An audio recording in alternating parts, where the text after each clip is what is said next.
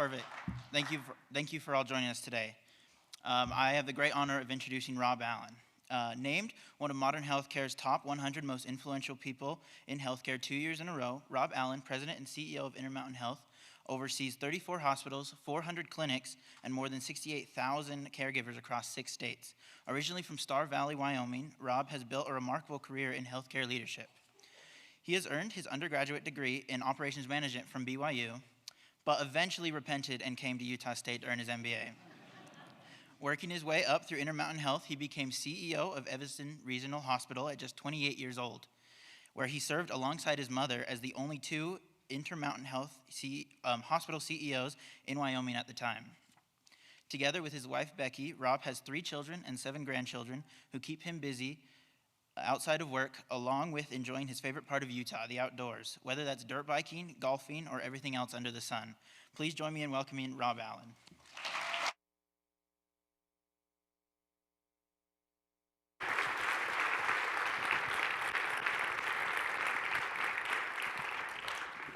Jackson, thank you for the kind introduction, and it's a pleasure to be here with you today. You know, it's amazing that they would ask me to speak to scholars. They never called me a scholar when I was in college. I never fit in any of these groups, so it's an honor to be here with you and have a chance to talk about my journey. And I hope in sharing some thoughts on my journey, it will help you in your journey ahead. I do remember the years that I was in college and the opportunity to gain knowledge and deeper understanding and actually contemplate how I wanted to leave my mark on the world. And I hope that you're in that process in your journey, thinking about what you might do. And as we think about here in our journey ahead, the importance of to dare mighty things. And I'm going to use that theme a little bit and talk about that. I grew up on a dairy farm, and how did I get from there to my current responsibility? And actually, it's kind of a mystery to me too. But maybe we'll unfold it together today while we talk about that as we look to the future a bit from where we stand today. As I think about my roots in rural Wyoming, there are a number of things that influence the starting point for me. And there's some pictures here that we'll share and just talk briefly on. The first there is me with my horse, Sam Spade.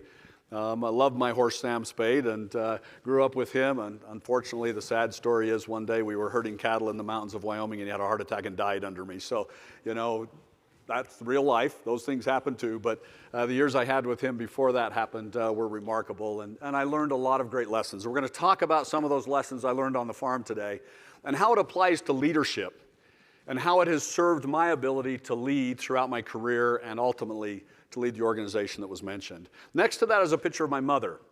My mother is a nurse. My mother's sitting right here on the front row. I'm so grateful for her and the example she set for me. We lived on a farm in Grover, Wyoming. In Star Valley, if you know the geography, it's a valley that's 40 miles long. There are 12 small communities in it. And there's one highway that runs the distance of it. We lived about 6 miles north of Afton, where the hospital was.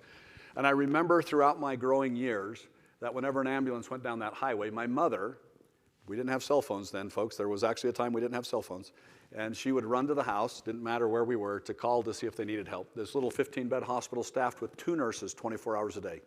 Doc Perks, our only doc in the valley, lived 30 miles from the hospital on his cattle ranch. And so I watched her example, and when I got to college, I recognized that healthcare was something that I could do to give back to my community, and candidly, there's hospitals all across the country. I could go almost anywhere, be a part of that.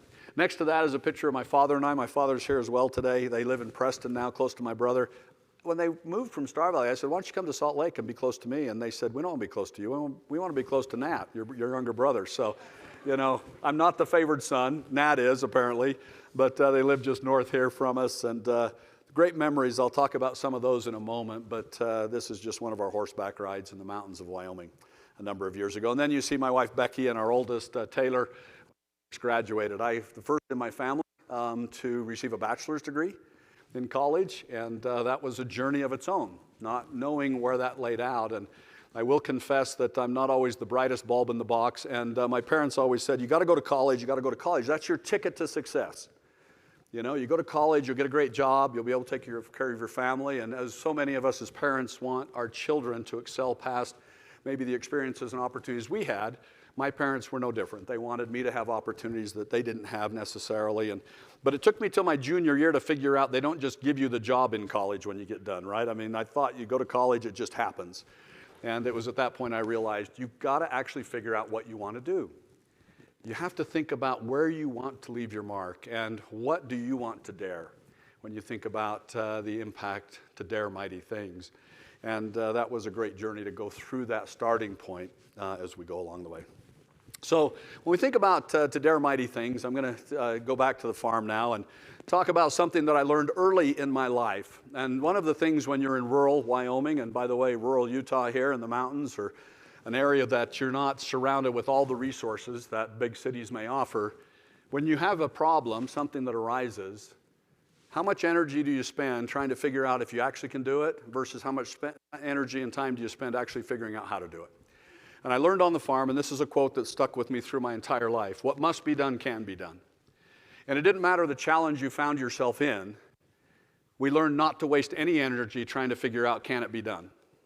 If it had to be done, then the only thing to focus on was, how do I get it done? How do I make it happen? There are some really creative things. You hear the stories of duct tape and baling wire, and they're very real from a farm's perspective. You figure out how to make it work for what has to happen. And that was their livelihood. Candidly, sometimes it was the difference between life and death in the early days, as whether or not you could actually tackle the challenge that you faced. And then when we think about the journey in your life ahead, I hope you'll tackle it with an attitude and idea that you can accomplish whatever has to be done. The only question is understanding what has to be done so you can put your energy into actually figuring out how to get it done. And that will serve you very well. I can tell you that from personal experience. I never considered myself the smartest person in my journey. And I still don't know why they hired me to the job I have today, but I am grateful for the opportunity to lead an organization like Intermountain Health. But in that process, I always believed that I could outwork anybody, and in the process, I could be successful. Now, I'll tell you those 20-hour days only go so far. And what I'll tell you I learned over time was it wasn't just how hard you work, it is also how smart you work. It's the attitude you take into the role and into the job. It's not the hours you put in, but it's your ability to get the outcome that's needed. Sometimes that doesn't take as long as you might think it does, as long as you go about it the right way. At Intermountain Health, these are just some grounding, and I'll talk about Intermountain off and on through some of these lessons. Whether you're interested in health or not, I think there are grounding lessons here for you in your journey ahead. Knowing when you're trying to solve that problem, what you're solving it for is really important. At Intermountain Health, our mission is helping people live the healthiest lives possible. We have the opportunity to serve millions of people every year across 6 states, 620,000 square miles in the interior west of the United States, and we have remarkable people who tackle that challenge every day in the work that they do. Intermountain was formed in 1975 when the Church of Jesus Christ of Latter-day Saints gifted its 15 hospitals in Utah, Idaho, and Wyoming to the community through the formation of Intermountain Health with the charge to be a model health system. And so we undertake our work every day figuring out what must be done can be done, and how do we do that with this guide in mind. Our charge is to be a model. Our mission is helping people live the healthiest lives.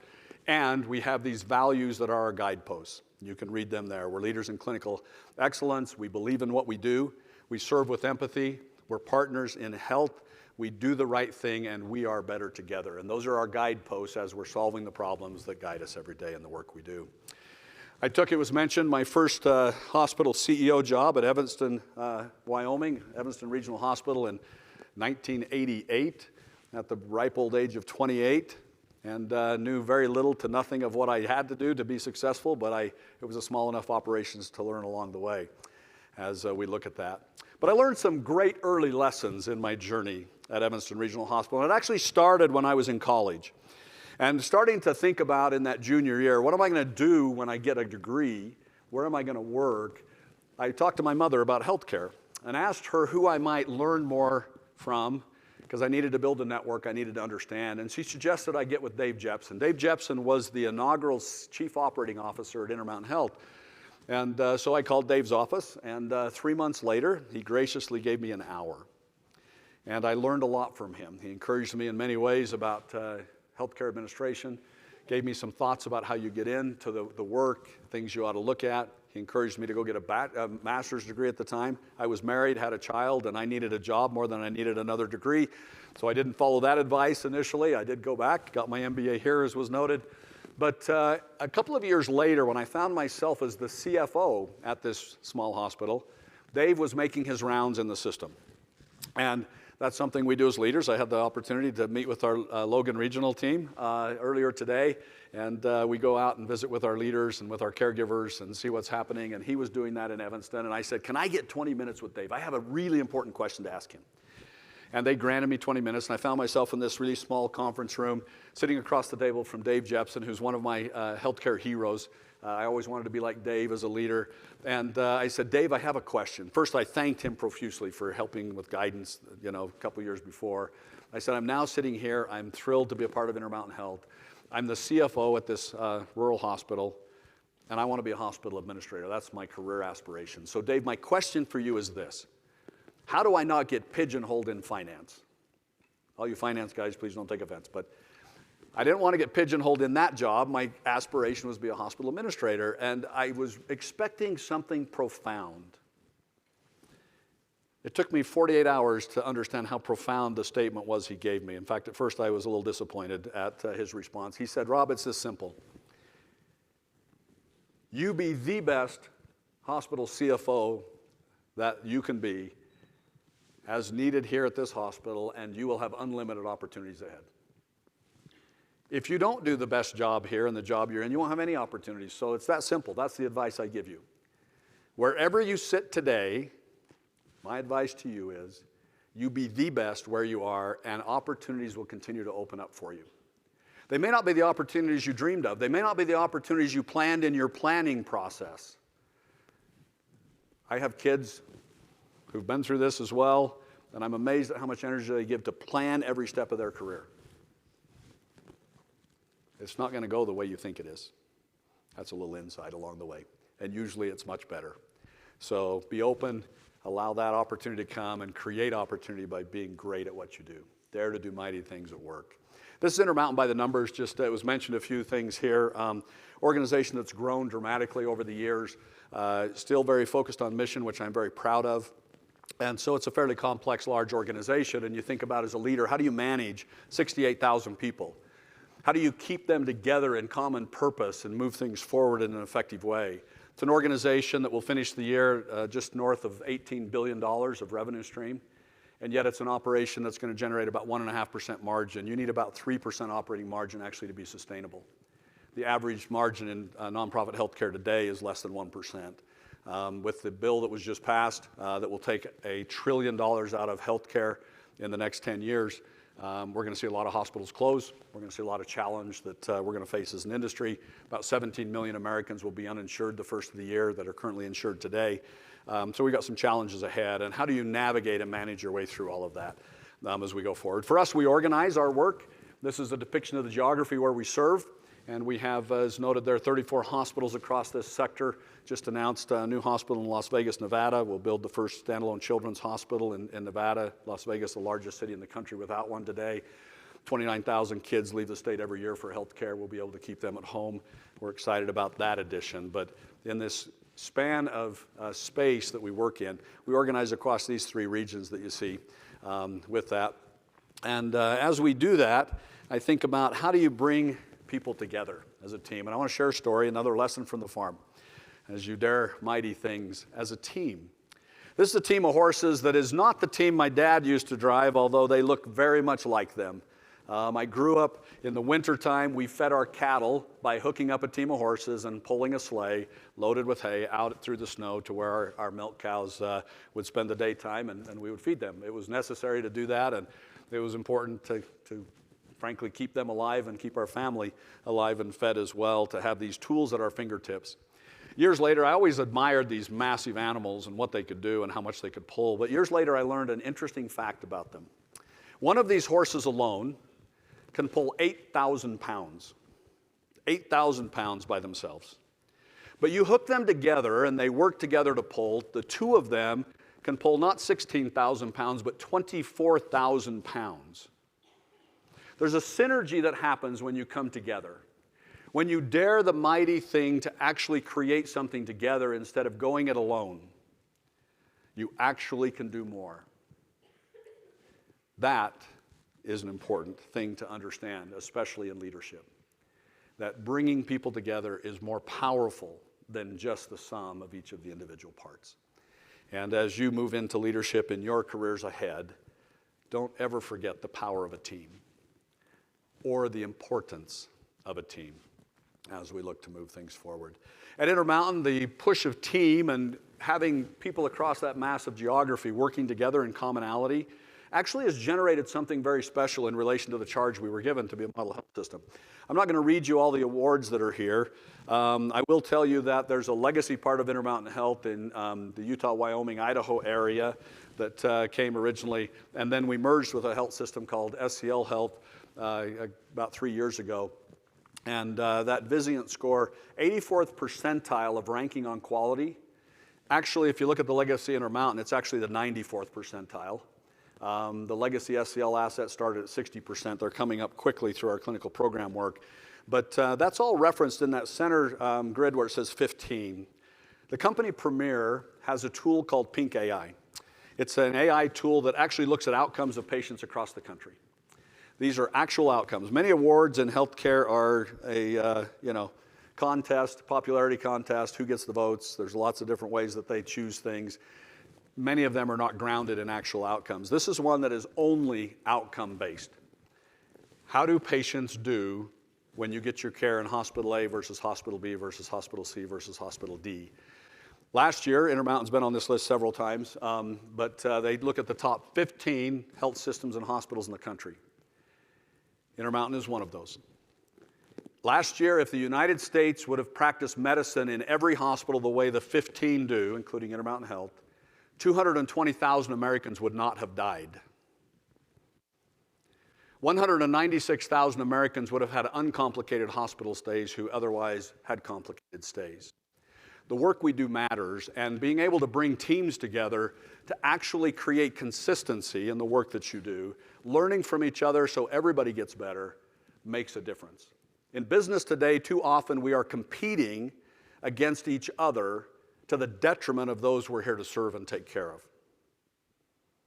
Our job as leaders is to bring people together to accomplish more along the way. With that, this is a picture of my father fishing on Jackson Lake a number of years ago. And one of the things I've learned about leadership is the importance of learning and teaching. And I share this picture to make both of those points. My father is a master fisherman, something I did not learn as well as I wished I had when I was a boy growing up. But as my life progressed and I reached adulthood, I recognized I wanted to learn more. And so I would spend time with my father. You see the top half of the picture there? That's a picture of his bamboo fly fishing rod that he got before he was 20 years old, fished with for decades, and it's on the wall of my home office to remind me of important principles. And not the least of which is my admiration for my father. But one of the things that he would do is he would teach me, every time we would go fishing, how to read the rivers and the lakes. He would teach me how to select the lures and the flies, how to find the right places to cast and to work the lines. And I've never become near the fisherman that he is, but I cherish those moments that I spent with him. And as the master, he taught me. As the student, I learned. And along the way, I learned that we never stop being students. Or let me state it differently. We should never stop being students. And when we dare mighty things as a leader, we should remember to listen. We should remember to learn from those around us, to be inquisitive always, and to find better ways to do what we're set out to do. And at the same time, never forget your opportunity to teach others, to share your knowledge, your insight. I'm grateful to be here today to share. I often wonder, do I actually share anything that's of value to the group sitting here, or did you come because you got a credit, and so that was the benefit you got? If so, if I helped you with that, good job. Okay, you got your credit. But really thinking about what can I share that matters? And in the process, how do I meet you where you are? so that we can share knowledge and understanding together along the way. There is a philosophy of leadership. Much of the leadership in the world today is about climbing to the top of the pyramid and then you're in control. You're in charge and you just take command of that and you tell everybody else what to do. But there's a different thought of leadership out there as well that I am enamored by, because one of the early leaders I watched, Scott Parker, the inaugural CEO at Intermountain Health, who's now enshrined in the Healthcare Hall of Fame in Philadelphia because of his leadership style, and Scott was the epitome of servant leadership. If you've ever read the book Commit to Great by Jim Collins, he talks about that. And I remember vividly the day I was reading that book for the first time as the CEO of a hospital in southern New Jersey, sitting in my office one evening, and I hit that section, and the first thing that came to mind was Scott Parker. And I thought, that is how leadership should be. And through studies, they found it is a much more effective way to lead an organization if you're looking at long-term value. Long-term value is created much better by a servant leader than it is by a command and control leader. Command and control leaders may spike it, the value point, but it inevitably drops.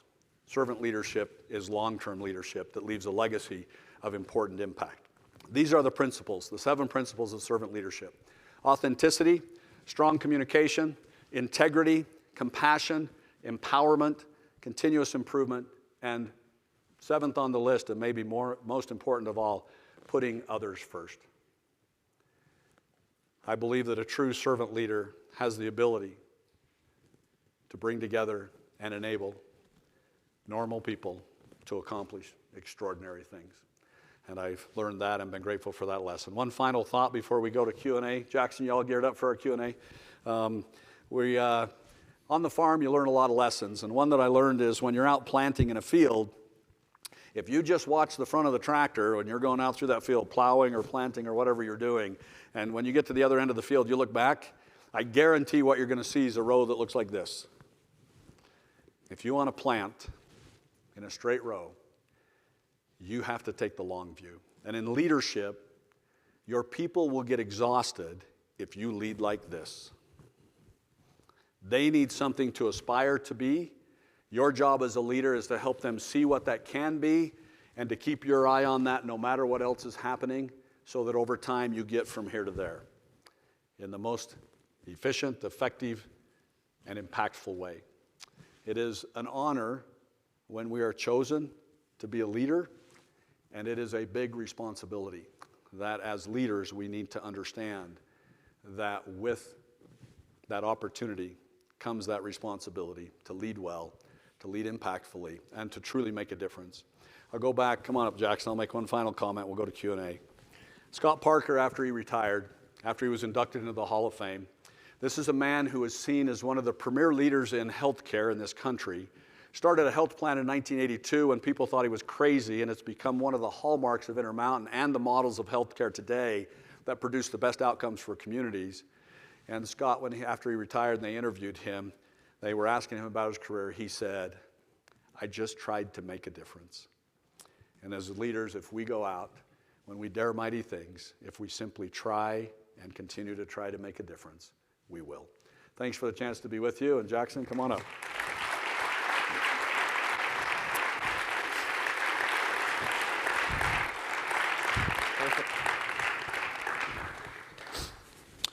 All right. Well, thank you for that. That was a lovely speech. We recently had Lord Hastings here. You're the first person to call me lovely, by the way. That's kind of nice.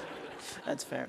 But we recently had Lord Hastings here for the Beacon Conference, and he talked a lot about servant leadership. So a reminder is always great. I love that. So I have just a few questions, then we're going to go into audience Q&A. You mentioned that opportunities often come from relationships you have already built, not just ones you'll make in the future. How do you intentionally build and maintain meaningful connections throughout your career? So when I was younger, I recognized that you needed to have relationships, and I started to try and build them. But I was very short-sighted. I recognized what I needed to get done now and thought about who do I need to connect to be successful with that. I'll tell you some of the most productive relationships are those that get entered and built without an expectation of what you're going to get out of it. And I've got some great friends in healthcare leadership now. I think of one that's based in Nashville, Tennessee. We ski one day a year at Deer Valley. He comes in for business, and we always catch a day with that. And for about a decade, we didn't do any business together at all. We just met together at a conference. I was just drawn to him. I think for some reason he felt the same. And we started to build this relationship and talk about healthcare. And, it was really faith, family, and work in that order was kind of his priority. And it clicked. And Bo is his name, Bo Bartholomew. And Bo and I have had a great relationship. And it ultimately resulted in some business things when the right opportunity came. But if you're smart, I will tell you that building relationships from a standpoint not of what can I get out of the relationship, but actually what can I do for them, will build relationships that are powerful and will come to play at times when you need that in a very meaningful and direct way. And so I think when you think about networking and relationships, play the long game. Play the long game. That's great. I love that. You've led major initiatives across Intermountain Health, including projects that expanded access and innovation. What has been one of your most impactful projects you've piloted, and what did you learn from it as a leader? One of the things that I've done along my career, I was in hospital CEO roles for many, many years, and then I moved into some regional roles. And then my boss at the time, Laura Kaiser, started just piling things on top. So in addition to that, I got assigned to launch our telehealth work. I was doing our outreach development. I led our Life Flight program, our home care division, our clinical services, and lots of different things. But I was given a charge to stand up our telehealth work at Intermountain. And that was really an enjoyable and challenging journey. I learned a lot of lessons, one of which is be thoughtful about the aspirations you set. We kind of set out and said, how many patients can we get on telehealth in the first year? And we set a goal. At the end of the year, we were nowhere near that goal. And we went back and said, how come we set that goal? Then I had a team that helped me put it together. And we went back to the data. We set a goal that was 10 times the highest anybody had ever done in their first year. And we exceeded 3 times the highest anybody had ever done, and we were nowhere near our goal. So, we kind of felt like failures when actually we had succeeded quite strongly. But what was so impactful about that was what it did for patients. And it ranges from telehealth in a hospital where we're supporting ICU patients from one hospital to another to your outpatient stuff. And today, the telehealth services we built, we have a telehealth hospital in essence. We support 41 non-Intermountain hospitals with telehealth services to help them keep patients at home and keeps those hospitals viable, many of them in rural communities. But we found that in that process, in our ICUs, we increased the clinical outcome, we reduced the length of stay, we reduced the cost of care for patients, and we were doing that from Intermountain Medical Center, our flagship hospital, out to our rurals. Funny thing is, the doctors who were running the command center are the doctors and nurses at Intermountain Medical Center in our high-end ICUs. And so we brought all of our ICU beds underneath of that eventually. And so the same doctors and nurses caring for patients in Intermountain Medical Center were running our command center for support for telecritical care. And even when they were supporting their own teams remotely, we improved outcomes for patients. And we found that the infrastructure support, no matter the size or complexity of a hospital, makes a difference. And then the accessibility. We have patients in Richfield, Utah, who are driving multiple times a week from Richfield up to Salt Lake area and back in order to get treatments, cancer treatments, et cetera. And we were able to set up an entire cancer network where you may go one time to get established with a doctor and the rest of your care is local through telehealth. And it just changes the dynamic of people's ability to get care, to actually manage the reality of the care they have to get, especially if it's over long periods of time. And it's just one of the things I'm really proud to have been a part of. Learned a lot along the way, but it's something today we continue to expand in order to create better access. I love that. As someone who has to go to Salt Lake a lot for hospital visits, I love when they came to Layton and I didn't have to go as far. Yeah. You've emphasized in healthcare that leadership in general is a team effort, not just an individual one. How do you create a culture that for teams that feel empowered and motivated to succeed together? So when you're managing a group of people, there are 2 things I think that are critically important. Number 1 is vision. Can you create a compelling vision? And folks, I think of the world we live in today, and you look around this country, I do not remember a time in my life when it's been so divisive. The hatred, the vitriol, social media, I just think has in some ways enabled that. It is the reality we're in. But I watch the attacks that happen on our caregivers in hospitals. And it makes me very sad that somebody who's there to care for you, then you attack them because whatever reason you have. We could spend a lot of time on that. But as we do that, I think we have an opportunity in healthcare to actually create a platform where we bring people and have them rise. I have 68,000 caregivers. They run the gamut of political view. from one spectrum to the other. That is there. But we can rise above that in a common cause of helping people live the healthiest lives possible. And they got into healthcare for that purpose. And so as a leader, how do we set a vision that brings people together at a time when the world is so divisive? And folks, I think that's what leadership is about. And so I think that's important to bring them in. The second thing is candor. Candor. In Utah, we're Utah nice. And folks, there's nothing sadder than to see somebody who you've worked with along the way and you've been a little too nice to and you haven't given them the real scoop and you watch them fail. You watch them fail. Early on in my career, I was in Colorado running a nursing home, my very first administrator job right out after my bachelor's degree. And I came into this facility and there was a dietary manager and she'd had some struggles and we had a corporate consultant who would come in and help with that area. And they gave me this big file and said, you got a problem here you need to solve, Rob. And so I started working with her. And I worked with her for a bit. And corporate consultant came back 3-4 weeks later and reviewed things and said, well, yeah, this has improved a little bit, but this is still a problem. So I worked with her some more. Came back again, no, it's still a problem. And after about the third or fourth time, then we terminated her. And we had a firm who helped us manage our unemployment claims. She was terminated for cause, so she didn't qualify for unemployment benefits. And we ended up in a hearing with a judge. And she got up on the stand, and the judge was asking her questions. And he said, did you know that you had problems? She said, yes, I did. Did they talk to you about this? Did they talk to you about this? Did they talk to you about this? Yes, yes, yes. I mean, she was making our case for us. Yep, everything was laid out there. And then she said, I just wish that Rob would have been more clear with me how serious this was. And it was just a dagger in my heart that here's this lady that I've terminated her employment. By the way, she was in her mid-50s in some tiny town in eastern Colorado. Her chance of another job actually was pretty limited because jobs were very limited. And I was facing this, watching her, and her only plea was, I wish you would have been more candid with me. And I vowed at that moment, never again in my life would I terminate somebody and they could, in good conscience, say, you didn't tell me how serious this is.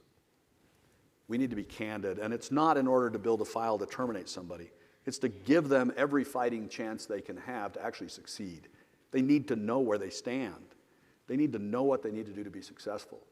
And in leadership, set a vision, be candid enough to help people actually succeed in pursuing it with you. I love that. You've said in our meeting, as well as just barely, you said that to climb the ladder, you must be the best at the job you currently have. How can students apply that to that mindset to stand out and move up in an organization? Standing out's important, right? You want to get noticed.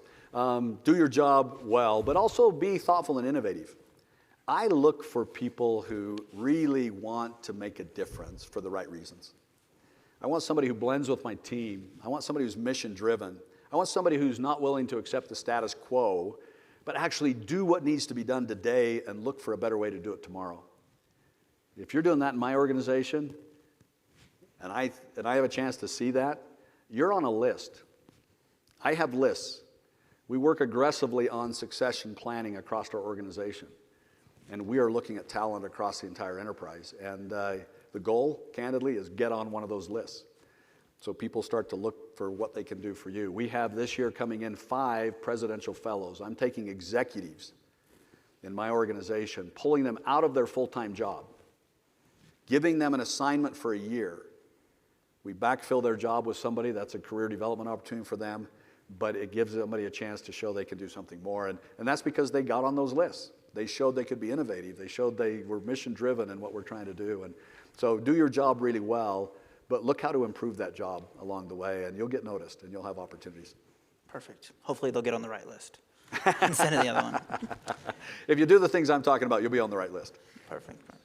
One last question. In our conversation, you mentioned that that the plan you lay out for your career often isn't the one that you will end up following, but that the journey will be better than anything you can ever plan. How did that idea play out in your own professional path, and what advice would you give students who are trying to plan their own careers now? I mentioned in my talk notes that it will be different than what you think it will be, and that's usually a really good thing. My goal in life, once I got out of college, was to be a hospital administrator. That happened when I was 28. I had a lot of years to learn how to actually be a good hospital administrator, but my journey wasn't over then. And it's obviously gone lots of places and lots of ways. I've lived across the country and things. And I often get people asking me, how do I get into healthcare and how do I become a hospital administrator? And my response to many is, look in the corners. Look where opportunity exists. When I got hired at 28, it wasn't because I was the best out there in the world. It's because only 2 people wanted to be the hospital administrator at Evanston, Wyoming. I mean, nobody wanted to live in Evanston, Wyoming. And I applied. There was one other person who applied. I happened to be the CFO there, and people knew me. The board knew me. The medical staff knew me, and I got hired. And that created the opportunity then to show, could I be a good hospital administrator? And so in your journey, if you just take that and look for the opportunities, sometimes you have to go out and seek them. Don't pass up opportunities that come your way unexpectedly. Be open and willing to think about a different path. Be willing to think about, how do I broaden this way? When I got into healthcare, it was all a channel up and down. Come here, try and climb the ladder. Today in healthcare, we've got to have people who understand the insurance side of things, that understand AI and tools and technologies. We've got to have people who understand the business component, strategic positioning, the evolution of medicine itself. And we're looking very aggressively at how do we move people this way across our organization in order to prepare them to move up, not just try and come up the silos along the way. And you'll have opportunities that may seem out of bounds for what you had envisioned your journey in life. Don't pass them easily and quickly. I do believe that we're led in our lives, and I do believe prayer makes a difference in that. That's my journey and focus. And there have been opportunities I've turned down. There's been opportunities I never dreamt I would take that felt like that's where we needed to be. And those have been some of the best journeys in my life along the way. I remember sitting in New Jersey at a Flying J truck stop. One morning, my wife and I were headed back to the airport. We'd been invited out to look at a job that I never thought I would want. Who wanted to go to New Jersey? I'm from Wyoming. You know, I don't have good pictures of New Jersey in my head. That's the plants across from New York with it. And my boss said, I want you to go out and look at this place. We're bringing it out of bankruptcy. You're going to have to do a turnaround. But I think you're the guy we want there. So Becky and I went out for 4 days. We had dinner with him. And he said, if you don't want to, just tell me no. And we were having breakfast the next morning on our way back. And Becky's sitting at the table, and she starts to cry. I reach over and take her hand, and I say, honey, it's okay. We don't have to come. And she said, that's not the problem. I said, what's the problem? She said, I think we're coming. And we both had this distinct feeling that that's where we needed to be. And it was an interesting and unique experience to go to New Jersey. But it was one of the real turning points in my career, and not just my career, but actually for our family. Each of our kids had experiences there that I went at one point and said to each one of them, I'm really sorry because I've watched you struggle. And we have 3 children. And each one of them, during that discussion, when I would tell them I was sorry, said to me, we're here for me, Dad. We're here for me. And that shocked me. But your journey in life isn't all about career. And you'll be led to places that will bless your life and the lives of your family and your loved ones around you if you're open to allow those things to happen at the right times. Perfect. Well, we'd like to open it up to the audience questions now. When you're introducing yourself, just make sure to say your first and last name as well as your year in college. Just raise your hand if you have a question, and somebody will bring around the mics to get one for you.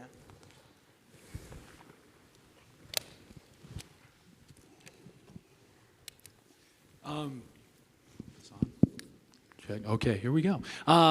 First and foremost, thank you so much for taking your time and sharing your story with us. I think I can speak for all of us here in saying that we stand to gain a lot from experiences like yours, and not just the business sense, but in the broader life sense of applying these ethical leadership principles. My name is Isaac Natuvai. I'm a part of the marketing program here at Utah State.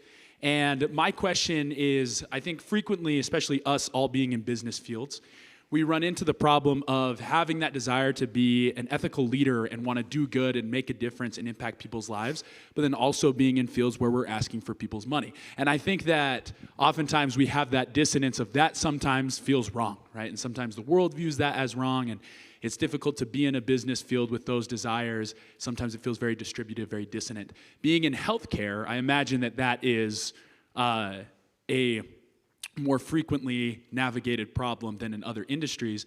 And I'm just curious, my question is your take on how do we navigate the dissonance of that and make a difference while still being able to thrive in what is a growing business world and find success in that manner? No, thank you. It's I think a really important question when you think of integrity as a leader. and it's something we need always. And you'll face times in your journey when you're asked or pushed to do things that don't fit your values. That is a critical point in time for you. What are you willing to stand for along the way? And there may be ramifications to that may not be pleasant too. And sometimes that's the biggest pressure point. When you recognize immediately, if I stand for something that's ethical, I may be out of a job.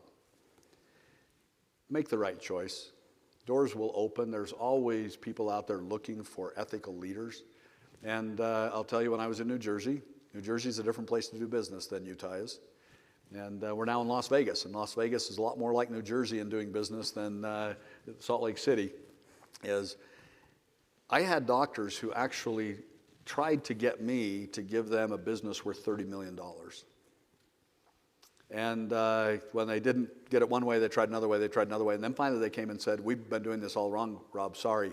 You give us the business, we'll give you a stake in it. They offered me millions of dollars if I would make a deal happen for them. It was not the right thing to do. And I said, we're done with this conversation. By the way, those two doctors, president of the medical staff, vice president of the medical staff, and both served on my board. Was there a risk of me being out of a job? Absolutely. With it. What I have found in those journeys is if you stand on principles, people come to know you as a principled leader, as someone who has principle. And in that, they will actually guard you. And that's a really powerful thing when you have people around you, community in your organization, who start to protect you because they know you're ethical and they're not going to let unethical things come your way. But it opens doors as well, because in every scenario where you have unethical players, you also have people watching who want to figure out who the ethical ones are they can play with. So I can't promise you it won't be hard. I can't promise you there won't be negative impact at times. But I can promise you, when you can look in the mirror and be proud of who you are, what you've stood for in those times, when your character is challenged and you have to decide who you really are, when you make the right decision, you'll never regret it.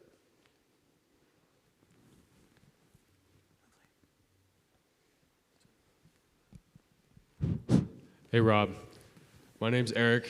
I'm junior studying information systems. Now, one thing I like to ask people is how they handle difficult situations. I can only assume that working in healthcare, a lot of the decisions you make are going to affect real people's lives.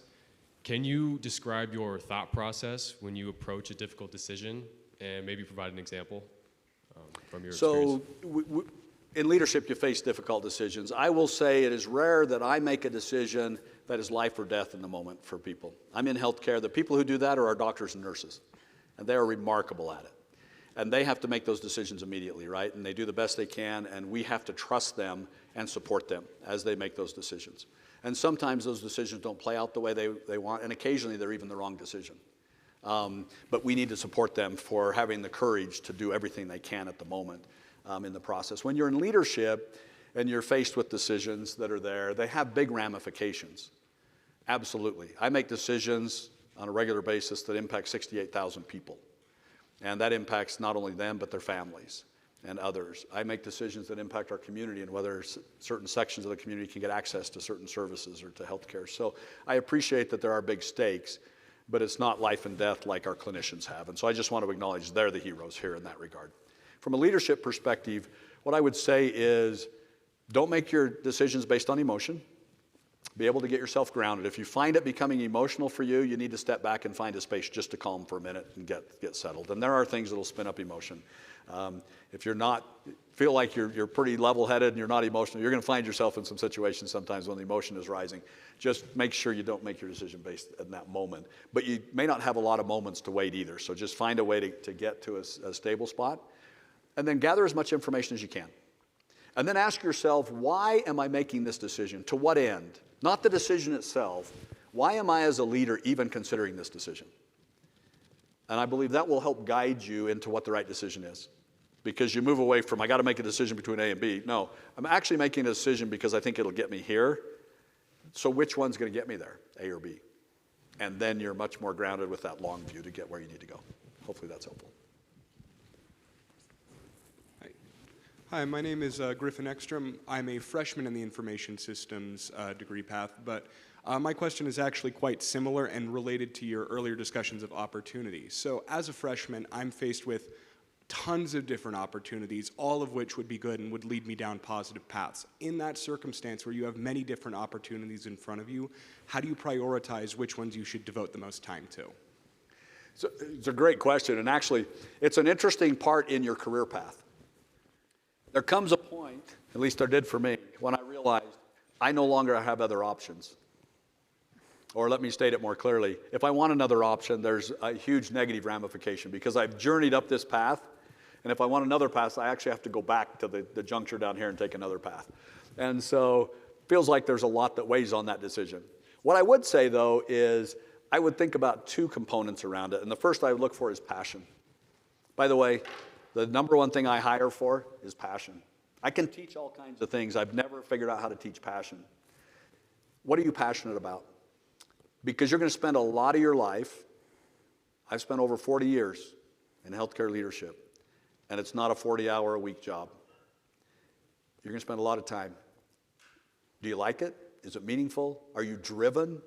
Because it's the drive that will help you succeed. So look at what you're passionate about. And secondly, there are parameters of reality here, right? At the time I got out of college, I had a wife and a son. I needed a job to support a family. And so having a passion for something, if it didn't actually pay the bills, wasn't sufficient. So it had to match the other realities that I knew. And so define those realities for you, and then go after the passion. You'll succeed, and you'll, by the way, stand up and stand out from others much more when you have that passion than if you're just in a job producing good results. They'll see that drive. That drive will help you separate yourself from the pack. Hello, my name is Ethan Harper. I'm a freshman in the finance program. And I was just going to ask, if you're comfortable sharing, what would you say was the low point of your career, and what did you do to get out of it?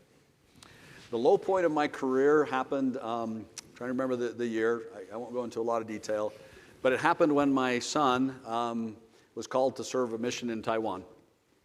And we were on the East Coast, and we came back to Utah to take him to see his grandparents and then to take him to the MTC. And I got a phone call while we were driving to Wyoming to see my parents the day before or 2 days before he was going to enter the MTC. And the phone call was, we've got an issue at our hospital, and there's a surveyor here, and you need to come back right now. And I said, no.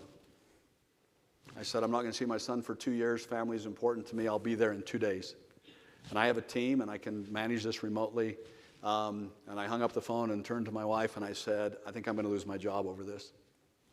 And I did. I got fired about 6 weeks later in the process. And I've often thought about that along the way, and what are you willing to stand for, and what's important to you.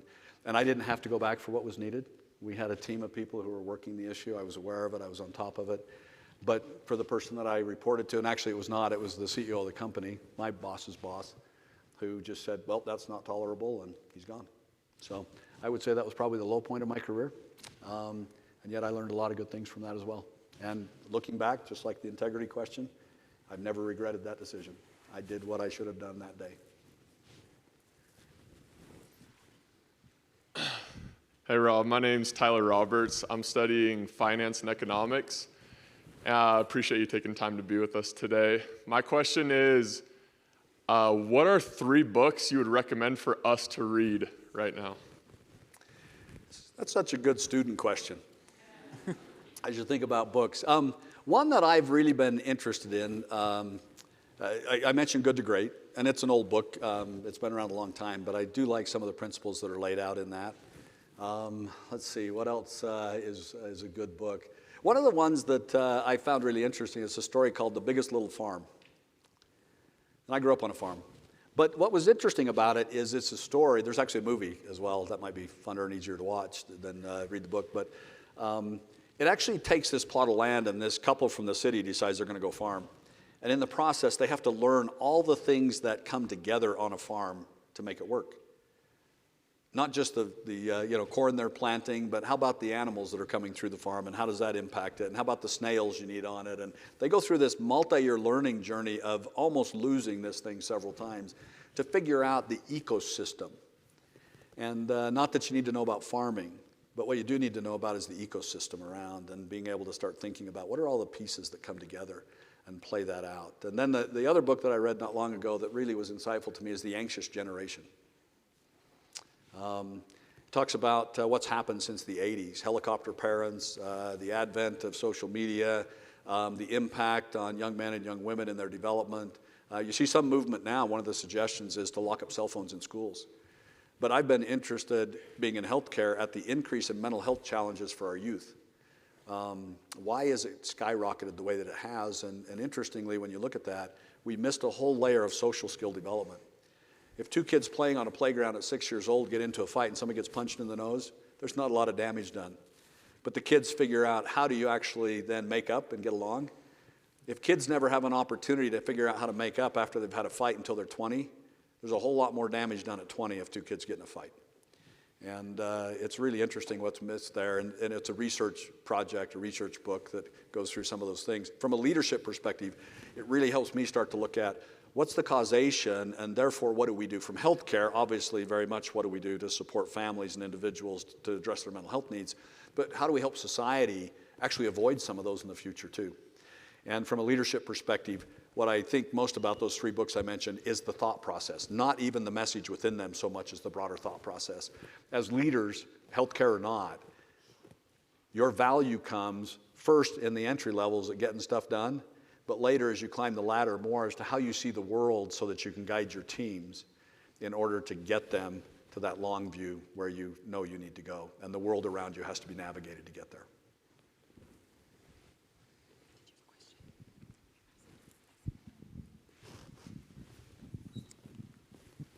Okay, my name is Ann McKay. I'm studying nonprofit management. And my question is, so Stephen R. Covey talks about how leadership is a choice and not a position. So how do we choose to be leaders now where we probably don't have a position that is a leadership position? That's a great question, and I love Covey's writings. And you know, when you think of leadership as a choice versus a position, there is influential power and there's position power. There are certain things I can do today because I'm the CEO of Intermountain Health. I could send out an edict and certain things would happen. But I can tell you if I send too many edicts, things stop happening. And you get folks who just kind of figure out the way around them too, right? So leadership is about influence. And you can have a position, and I have one today, certainly, but the real power comes in the influence side of things. And learning today in today's world how you influence people in order to get people to come together and in order to get things done together is a skill that will serve you very well. And when you get a position, it will enable your leadership capabilities much more than the position by itself ever could.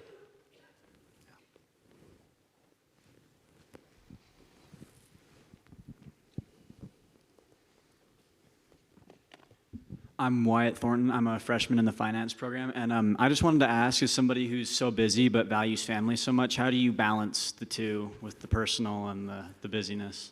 Thanks for the question. We probably should have started with this question right from the start of my presentation. This may be the most important thing that we talk about today. There's not enough hours in the day to do everything you want to do. There's not enough hours in the day to actually find work-life balance if you're in leadership.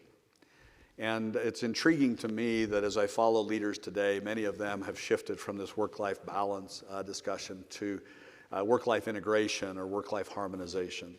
Along the way. I was blessed early in my career to have jobs where I could go to family things. So depending on what your job is, you might be able to leave for a short period and come back, especially if you can schedule it in your calendar. And being the administrator of a small hospital in a town that was small, so you know the ball field for my son's t-ball game was 5 minutes from my work site. And we'd get the calendar and I'd be able to say, okay, I'm going to block lunch at 2 o'clock in the afternoon instead of noon to 1, and I'm going to run over there and watch my wife coach my son in t-ball. I was able to do that a little bit, but you had to feather it together. And I've tried for decades to figure out work-life balance, and I failed miserably in it. I think, I should have learned the lessons from the farm on that growing up. We milk cows twice a day, 5 a.m., 5 p.m., 365 days a year. We had school, sports, things we did. We'd try and go fishing somewhere in there. And that's a great example, actually, of work-life balance in an integrated way versus a block this time and block that time. And I think as you go through your journey, figure out how to weave it together. Figure out how to involve your family in your work journey. When I started in leadership, I told you I was 28. You had to stand up in front of a group. You had to kind of act like you were in charge and knew what you were doing. I was, by my position, in charge, but I had no clue what I was doing. Let's be candid. I was 28 years old. I hadn't led anything of magnitude yet. Now I'm in charge of it. And so I needed to put on this persona to come, and I tried to create a very professional persona. I'm just a farm boy, so I had this picture, you need to be professional. And, what I've learned is the authenticity of who you are makes you a more powerful leader. Wear your cowboy boots. People want to know that side of you too. Bring your family in. They get to know you through your family. And there are times it's appropriate and times it's not. I wish I would have done it more, because there were times I could have done it more along the way. And now, at my age, I've learned some of those lessons, and I hope sharing it with you will help you avoid some of the mistakes I made. But look for harmonization more than work-life balance. Don't try and segregate it. Weave it together where you can. Perfect. I think that's all the time we have for questions. Okay. We didn't want you to feel left out, though. So we would love to gift you these shoes right here as our gift for you from the Scholar Program. That's awesome.